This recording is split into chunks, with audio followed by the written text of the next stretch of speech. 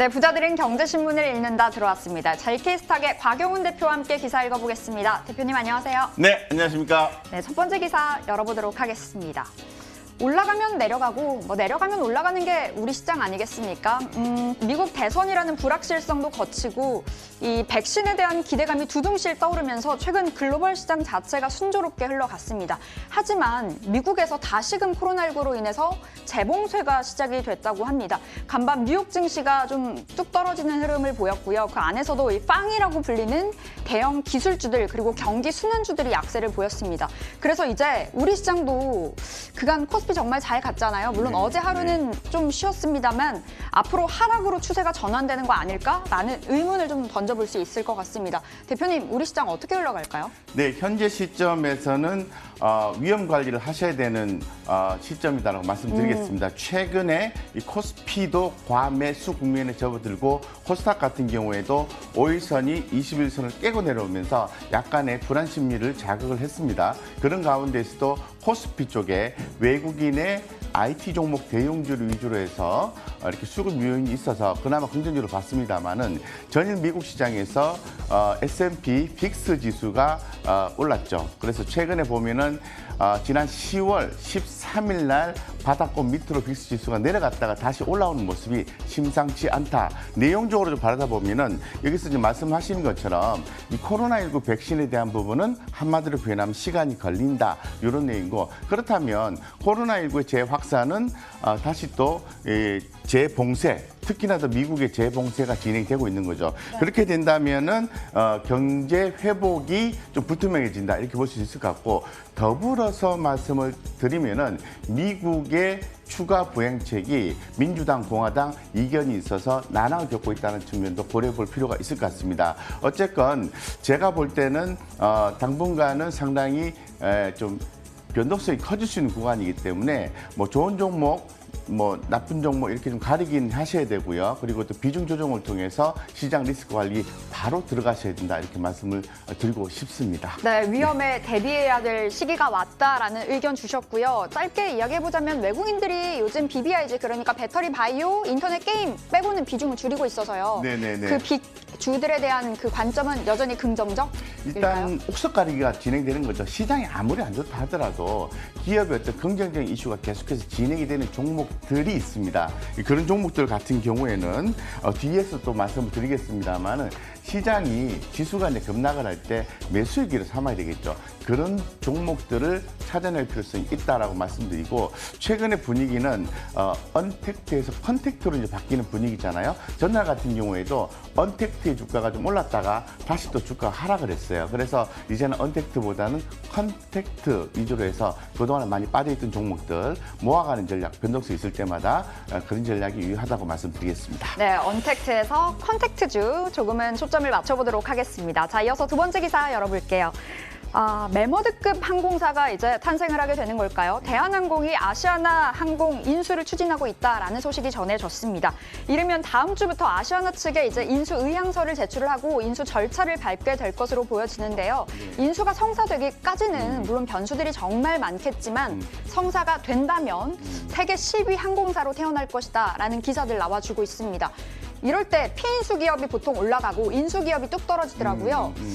대한항공 그리고 아시아나항공 어떤 흐름 이어질지 궁금하고, 항공주에 대한 시각은 어떠세요? 일단 항공주에 대한 시각은 현재로서는 당장의 성장성이나 수익성, 재무적 안정성 이런 부분들이 좀 좋지가 않습니다. 좋지가 네. 않은데 그래도 향후에 이제 코로나19에 대한 백신이 또 나온다고 하니까 이런 부분들이 계속해서 반복적으로 진행이 되면은 결론적으로는 매출과 영업이익이 다시 회복될 수 있는 상황이 되기 때문에 항공주라든가 이런 또 면세점주, 기타 그전에 우리가 관심을 많이 못 기울였던 여행주 이런 종목들 움직임이 좋은 거죠. 그래서 변동성이 있을 때마다 모아가는 거 유효하다고 말씀드리고, 이 대한항공 같은 경우에는 여객 수요를 화물 수요로 교체를 하면서 어떤 성과를 보여준 기업이죠. 그 아시아나 인수권이 다시 나옴으로 인해서 과거에 HDC 현대산업개발에 대한 이슈가 발생하지 않을까 생각하고 있는데 그런 부분도 조금 있긴 합니다만은 그 부분보다는 이 기사의 초점은 어디로 가야 되냐면 한진칼입니다. 한진칼의 경영권 분쟁과 관련이 있다라는 거죠. 그래서 그 조 부사장과 또 이렇게 두 개의 업체 3자 연합을 통해서 이 한진칼의 경영권 확보를 하기 위해서 최근에 주주총회를 또 제안을 했다라는 또 기사 내용이 있습니다. 있기 때문에 그런 부분들에 의해서 대한항공의 주가는 올랐다 떨어졌다. 한진칼의 주가는 올랐다 떨어졌다 진행이 되고 있는 거죠. 그래서 이러한 변동성을 이용을 해서 올라갈 때 말고 좀 빠질 때 특히 대한항공은 매수를 해 놓으시면 결국은 반등할 가능성이 높다. 지금 가격은 시장 조사 분석자가 얘기하는 그 적정 주가에 올라왔습니다. 왔기 때문에 추가적인 상승이 만약에 있다면은 추세 대응이 중요하다라고 말씀드리겠습니다. 네, 워낙 코로나로 이 항공업계가 침체가 되어 있었어서요. 가격이 많이 떨어져 있었습니다. 대한항공 조금씩 모아가자라는 전략, 그리고 한진칼 좀 눈여겨보자라는 이야기 주셨네요. 우리가 챙겨보도록 하겠습니다. 자, 이어서 세 번째 기사 열어보겠습니다. 화이자, 그리고 어제는 모더나까지 이제 뭐 중간 결과를 발표할 거다. 뭐 화이자는 좋은 결과 발표했고요. 그래서 백신에 대한 기대감이 크게 올라갔는데, 그런데 영하 70도 아래에서 유통하지 않으면 백신 뭐 소용없다 이야기 나오잖아요. 네네. 우리나라에서 이제 한국초저온이라는 기업이 이 조건을 유일무이하게 맞출 수 있는 기업이라고 합니다. 그런데 SK가 이번에 한국초저온의 기업 이 지분을 20%가량 인수를 하게 되면서 이제 2대 주주로 올라서게 된 겁니다. 그래서 SK 관심을 받아가고 있는데요.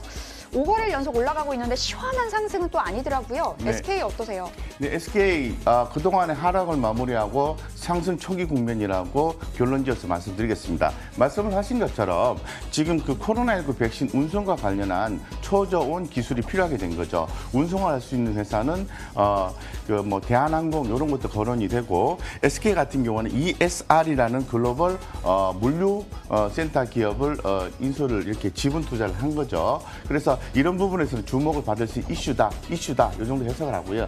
SK가 올라갈 수 있는 이유는 크게 세 가지로 구분해 볼 수 있을 것 같습니다. 첫 번째는 SK 바이오팜에 대한 상장 기대감 때문에 주가가 많이 올랐다가 기대가 사라지면서 이탈했습니다만은 과하게 이탈했다. 이 과매도가 좀 해소되는 국면이라고 말씀드리고, 두 번째는 SK이노베이션이라든가 SKENS라는 회사의 실적이 조금 안 좋았다. 이런 부분이 기반응이 됐다. 이런 부분들을 고려해야 되고요. 그다음에 여기 보시면은 뭐 콜드체인 얘기도 나오고, 이 SK 지주사가 갖고 있는 주 회사는 SK 바이오팜이죠. MSCI 지수 편입에 대한 내용이 좀 나와 있습니다. 그리고 또 SK텔레콤이죠. SK텔레콤. SK텔레콤은 공시 내용을 보시면 이제 물적 분할을 이제 시작하게 됐습니다. 그래서 앞으로 SK 지주사와 SK텔레콤의 투자 회사를 합하는 그러한 이슈가 발생하게 되는 거죠. 그렇게 되면 기업 가치가 올라가게 되는 거죠. 그러므로 인해서 SK 하이닉스가 손자 회사에서 자회사로 바뀌면서 예전부터 기업 이슈적인 측면, 이벤트 드리븐 차원에서 언급이 되었던 중간 지주회사 개편이 시작되었다. 따라서 SK 지주사가 올라가지 못할 이유는 현재로서는 없다. 이렇게 말씀드리겠습니다. 네, SK에 대해서 긍정적인 의견 주셨습니다. 자, 이어서 네 번째 체크해 보도록 하겠습니다. 확실히 이젠 시장 이 주도주가 성장주에서 이제 경기 민감주 그리고 실적 개선주로 옮겨가고 있는 것 같은데요. 한글과 컴퓨터 분기 연속 매출 1천억을 돌파했다라는 소식이 전해졌습니다. 그러니까 2분기에 이어서도 이번 3분기까지 실적 좋았다는 건데요. 매출액이 1,021억 원을 기록했습니다. 전년 대비 60%가량 성장을 해줬고요. 영업이익은 134억 원, 무려 464%가량 3분기 실적이 잘 나왔습니다. 지난 2019년 3분기와 비교를 한다면 정말 큰 폭으로 성장을 했다라는 데에 좀 의미를 둘 수 있을 것 같은데요. 이렇게 실적이 성장을 했던 데에는 이 한글과 컴퓨터, 자회사들의 힘이 있었습니다. 한컴 MDS 그리고 한컴 라이프케어까지 고성장을 보이면서 좀 좋은 흐름을 보였던 건데, 일단 오늘 주가는 빨간불 좋게 시작을 했습니다. 현재는 좀 뭐 시장의 변동성이 워낙 커서요. 지금은 좀 밀리고 있습니다만 한컴 좋아 보입니다. 실적 일정 한번 봐볼까요? 실적 일정 보겠습니다. 오늘 한화, 하나생명, GS가 발표가 되고요. 다음 주 월요일에 NC소프트가 발표가 됩니다. 삼성화재, SM, 코스메카 코리아, 그리고 화요일엔 LIG, 넥스원까지 발표가 되는데요. 앞으로 나오는 실적대로 저희가 줄줄이 뽑아서 실적 살펴보고 그 종목에 대한 전략들 챙겨보도록 하겠습니다. 자, 이렇게 해서 부자들은 경제신문을 읽는다. 오늘은 JK스탁의 박영훈 대표와 함께했습니다. 오늘 말씀 고맙습니다.